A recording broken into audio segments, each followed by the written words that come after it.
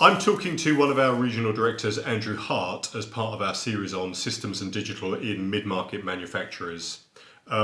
Andy, we compiled a list of key points for CEOs about implementation of ERP and MRP systems. What are the things from that list that really stand out for you?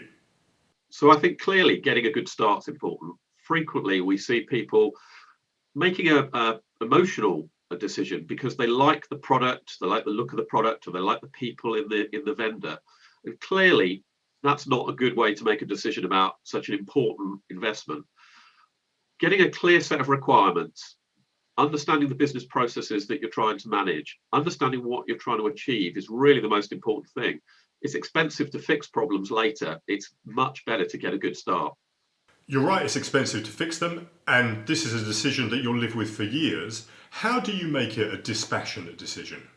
So you really need to bring in somebody who's got that kind of experience. There are thousands of ERP products on the market, some of them suitable for different industries.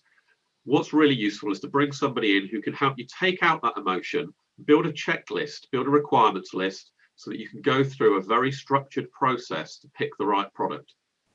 Fantastic. That's great. Thank you very much indeed, Andrew.